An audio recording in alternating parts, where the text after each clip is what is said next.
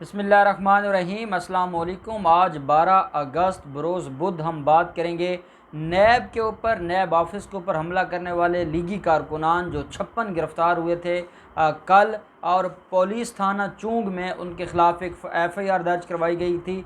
वो आज रिमांड के लिए पेश किए गए डिस्ट्रिक्ट कोर्ट्स लाहौर में, जो ज़िला कचहरी है वहाँ पर पेश किए गए इलाका मजिस्ट्रेट के सामने।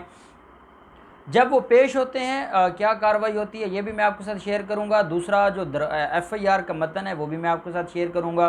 कौन कौन से लीगी कारकुनान मरीम नवाज़ समेत जिनके खिलाफ मुकदमा दर्ज हुआ है वो भी मैं आपके साथ शेयर करना चाहूँगा। और जो नून लीग ने दरख्वास्त दी है, जो मरीम नवाज़ की गाड़ी के ऊपर पथराव हुआ है वो किसके ख़िलाफ़ दरख्वास्त गई है, वो उस दरख्वास्त का मतन भी मैं आपके साथ शेयर करूंगा। पहले हम देख लेते हैं आज की जो कार्रवाई है। आज ज़िला कचहरी में पेश किया जाता है नून लीगी कारकुनान को। वो 56 कारकुनान हैं, ये वो बेचारे जो दिहाड़ी पर आए थे, जो दिहाड़ी लेकर आए थे और आगे गिरफ़्तार हो जाते हैं। गिरफ़्तार होने के बाद उनको चूंग थाने में अरेस्ट कर लिया जाता है, हिरासत में ले लिया जाता है। उनके ख़िलाफ़ कार सरकार में मुदाखलत और पुलिस वालों के ऊपर हमला और तशद्दुद का पर्चा दर्ज होता है। 13 पुलिस वाले ज़ख्मी हैं और उनकी MLC तैयार हो चुकी हैं, मेडिको लीगल सर्टिफिकेट तैयार हो चुका है। और उन 13 पुलिस वालों को ज़ख्मी करने और उनके ऊपर हमला करने और नैब ऑफिस के ऊपर हमला करने और कार सरकार में मुदाखलत का ये मुकदमा है, जो कि 188 लोगों के ख़िलाफ़ ये मुकदमा दर्ज हुआ है। और 188 अफराद में से 56 लोग वो हैं जो गिरफ़्तार हो चुके हैं और बाकी लोगों के ख़िलाफ़ गिरफ़्तारियों के लिए पुलिस ने कार्रवाइयाँ शुरू कर दी हैं। ये जो 56 कारकुनान हैं इनमें कोई अहम लीडर नहीं था, ये सारे के सारे वो दिहाड़ी दार थे, वो मज़दूर थे जो आए थे और जिनको लाया गया था और जो वहाँ पर पथराव करते करते गिरफ़्तार हो गए थे। अदालत में कार्रवाई शुरू होती है। नून लीग की तरफ से कोई रहनुमा उन गरीब कारकुनान का पुरसान हाल न बना, ना ही तो मरीम नवाज़ ख़ुद आई, ना मरीम नवाज़ का कोई चेला आया, कोई शख्स नहीं था सिवाय 3-4 वकला के, जो नून लीग की जो ग्रुप है लायर्स का, वो रिप्रेजेंट कर रहे थे उन कारकुनान को, और वो उनके अलावा और कोई पेश नहीं हुआ। जब अदालत में कार्रवाई शुरू होती है तो पुलिस चूंग थाना के जो SHO थे उन्होंने अदालत से गुजारिश की कि मुल्ज़मान से हमने बरामदगी करनी है। हमेशा फ़िज़िकल रिमांड तब दिया जाता है जब कोई बरामदगी करनी होती है, जब आपने कोई चीज़ बरामद करनी होती है, रिकवरी करनी होती है, तब आपको फ़िज़िकल रिमांड दिया जाता है। और उसकी अपनी ग्राउंड्स हैं, जिन ग्राउंड्स के ऊपर पूरा उतरा जाए तो तब रिमांड दिया जाता है। अब ये केस ऐसा था जिसके अंदर कोई रिकवरी नहीं थी। जो एलिगेशन था वो ये था कि पथराव किया गया है। अब पथराव जो किया गया है या जो पत्थर मारे गए हैं, अब पथराव की या पत्थरों की कोई रिकवरी नहीं होती। आपने मीडिया के ऊपर देखा होगा, मैं वहाँ पर मौजूद था ज़िला कचहरी में, फिर उसके बाद मेरे हाई कोर्ट्स में केसेस थे, मैं मसरूफ़ हो गया इसलिए लेट हो गया, लेट मैं आपसे बात कर रहा हूँ। लेकिन मैंने मीडिया के ऊपर सुना है कि वो ये कह रहे थे कि फ़िज़िकल रिमांड नहीं दिया, अदालत ने मुस्तरद कर दी दरख्वास्त और जुडिशल रिमांड पर भेज दिया है। उसकी वजह यह है कि फ़िज़िकल रिमांड तब दिया जाता है जब कोई कानूनी जवाज़ मौजूद होता है रिकवरी का। जब कोई रिकवरी नहीं होती तो ऐसे केसेस में कभी भी फ़िज़िकल रिमांड नहीं दिया जाता। इसलिए अदालत ने जो पुलिस की ये दरख्वास्त थी कि फ़िज़िकल रिमांड दिया जाए, पुलिस वालों का ये मौक़िफ़ था कि जो इनके बाकी साथी हैं हमने उनको गिरफ़्तार करना है और उनकी गिरफ़्तारी के लिए ज़रूरी है कि इनको हिरासत में रखा जाए, फ़िज़िकल रिमांड पर रखा जाए और हम इनसे पूछ गुछ करें। जबकि जो नून लीगी वकला थे उनका ये कहना था कि इनका कस्टडी में या फ़िज़िकल रिमांड देना कोई कानूनी जवाज़ नहीं बनता। ना तो वो कोई रिश्तेदार थे कि ये उनके घरों को जानते हैं, सारे इंडिविजुअल्स थे और इंडिविजुअल आए हुए थे और ये मुख्तलिफ़ इलाक़ों से नून लीग के वर्कर्स आए हुए थे, इसलिए बाकियों की गिरफ़्तारी को जवाज़ बनाकर फ़िज़िकल रिमांड नहीं लिया जा सकता। अदालत ने इस बात से ये जो बात थी उसको तस्लीम किया और फ़िज़िकल रिमांड की जो दरख्वास्त थी उसको ख़ारिज कर दिया और अदालत ने जुडिशल रिमांड पर 14 रोज़ा जुडिशल रिमांड पर मुल्ज़मान को जेल भिजवा दिया। वहीं पर नून लीगी वकला ने दरख्वास्त ज़मानत भी फ़ाइल कर दी है। दरख्वास्त ज़मानत मुल्ज़मान की है जिसके ऊपर पुलिस को नोटिस जारी कर दिए हैं और पुलिस अब उसका जवाब देगी जो प्रोसिक्यूटर्स हैं, और फिर ये केस आगे चलेगा। अब ये 128 लोगों में से जो ये हैं 56 लोग हैं जो आज अदालत में मौजूद थे और जिनको बुलाया गया।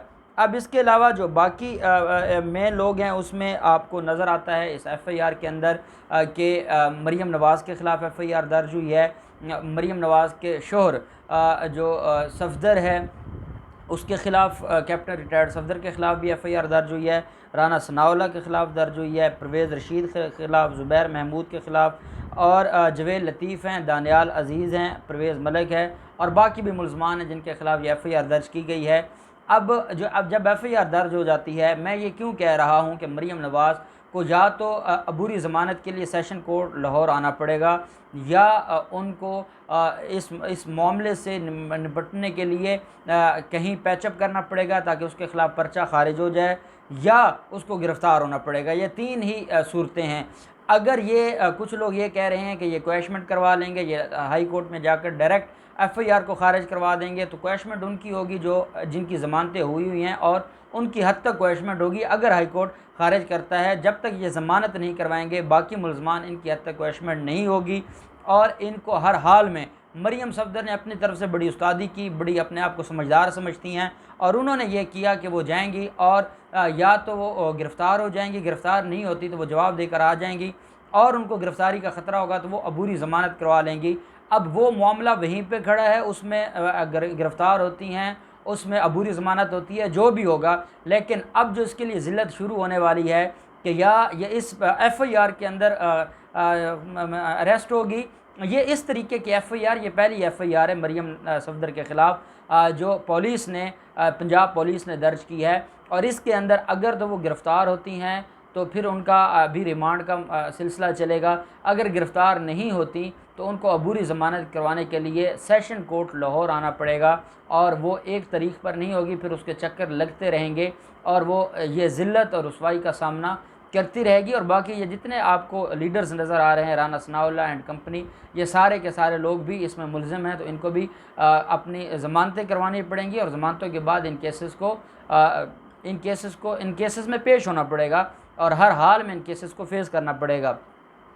दूसरी तरफ हम देखते हैं कि मरीम नवाज़ और नून लीग की तरफ से एक दरख्वास्त फ़ाइल की गई है वज़ीर आज़म इमरान ख़ान के ख़िलाफ़, चेयरमैन नैब के ख़िलाफ़, शहज़ाद अकबर के ख़िलाफ़, वज़ीर आला उस्मान बुज़ार के ख़िलाफ़ और बाकी लोगों के ख़िलाफ़ दरख्वास्त फ़ाइल की गई है। उनका ये कहना है कि हम ये दरख्वास्त पुलिस के पास लेकर गए हैं, पुलिस ने वो दर्ज नहीं की।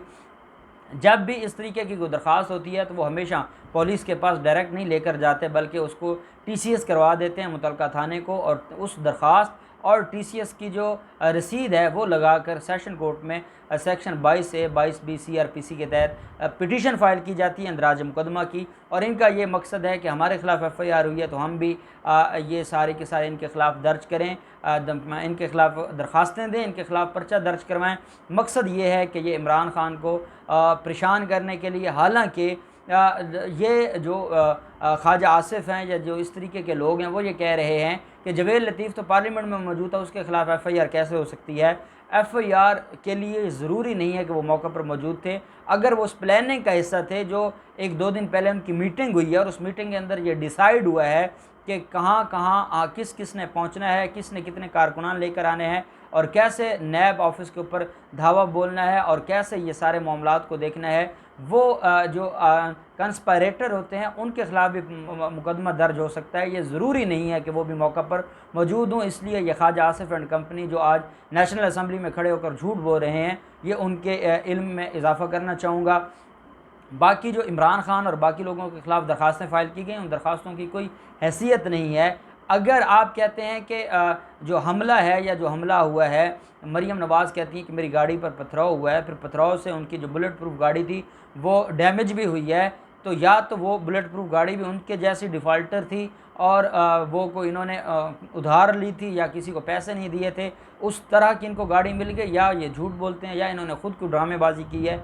जो भी बात है, क्योंकि अगर तो कोई गोली चलती या कोई हमला होता तो वो फिर गाड़ी पर ना होता, वो फिर किसी को लग भी सकता था। तो ये सारे का सारा जो झूठ का पलंदा है।